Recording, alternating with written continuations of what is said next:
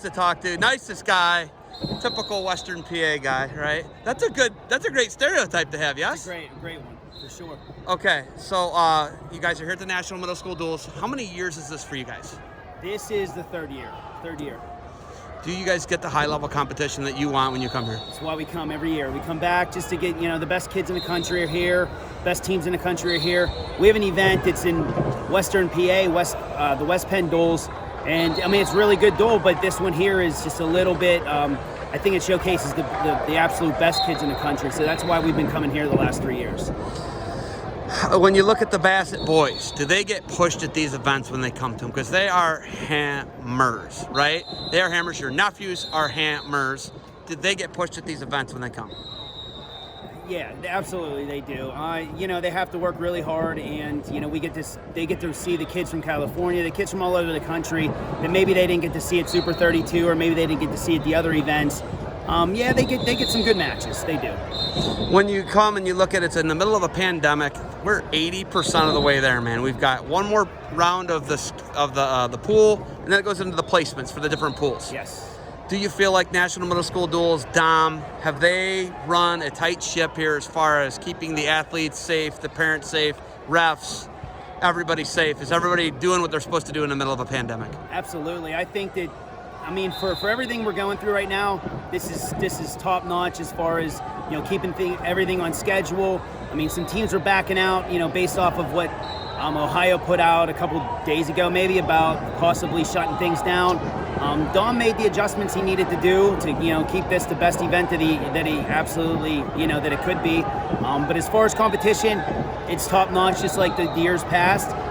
Everything's been running smooth. Even the venue's a little bit different, but still it's definitely fitting a purpose. You guys would wrestle on the freaking moon. You guys have wrestled everywhere. When you're in a soccer dome like this, and it's this wind's crazy and it's fluctuating, the lights, do you think that that's something, yet another thing that kids can kind of, hey, 2020's been the year for this, right? Get used to stuff. Yeah, absolutely. You just never know.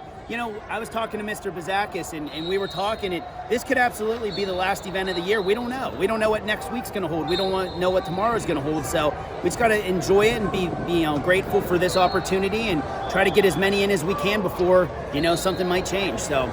Okay, big news comes down on the internet this week. There's a big school change for you guys. What's going on?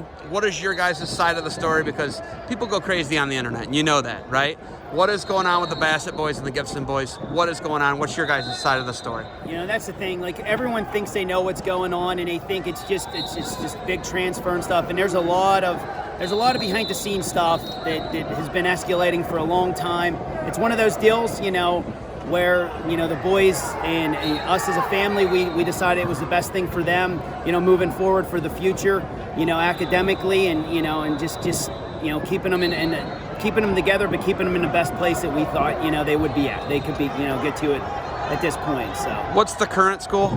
Current school was it's Bishop McCourt now. It's Bishop McCourt, but what was the last school? It was Forest Hills. Forest Hills, and you guys are really dedicated to Forest Hills, and it came at an impasse, and it just didn't work anymore for you guys. It was definitely something we didn't see coming, and it was something that it was very unfortunate, and it was something that we really, really wish could have worked out. We still live in a Forest Hills district, but it was something more than just any type of sports related. There was a lot of issues going on. Like I said, I just wish people on the internet and people on social media and stuff would really understand what the story is before they would just assume and make assumptions that it was just wrestling based, because it definitely wasn't. Eric is your nephew, your oldest nephew, I believe, that wrestles. Sure. Eric is going to Cornell. He is. How proud are you as an uncle and what you guys have done with him as more than just an athlete? Clearly, he's the total package as a human, yeah, right? Absolutely is. Right? How proud of that are you? So Eric's the first one coming up through, and Eric is a phenomenal kid. So Eric is an incoming junior. Well, he's a junior this year, and he signed within a week. And everyone again speculating, why would Eric do this? Why wouldn't he take his visits? Cornell was number one on the list. It was Cornell and Iowa. They were number 1 and 2 on the list. Cornell came with a package that he just couldn't pass up. Eric's a very good academic student. He's very smart.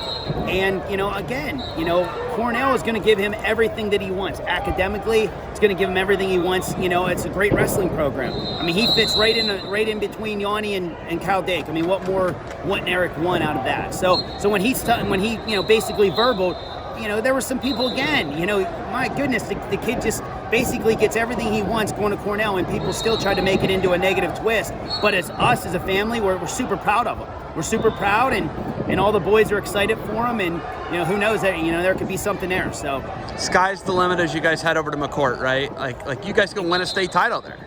Could have won it at Forest Hills, right? I mean, the sky is the limit. The sky's the limit. The sky is definitely the limit. I mean, a lot of kids, a lot of families putting forth a lot of effort and a lot of hard work. So no matter where they wrestled, it doesn't really matter. I mean, it was still going to be the same work ethic, the same, just the same goal, But a little bit about Eric too transferring, because right now a lot of people are saying maybe he doesn't get to wrestle. Eric's not worried about wrestling this year. Eric was worried about, doing what was right for him and just feeling comfortable, So that's the thing. Like, people said, oh, man, Eric might have to, he might not be able to wrestle in states. That's okay. Eric's fine with that. The family's fine with it. My cousin's fine with it. They just want the best for their boys. So, I just want everyone to know that too. I mean, when people's imagination goes wild, right? And I know you, man. You're really good people. Yes. Doing the right thing.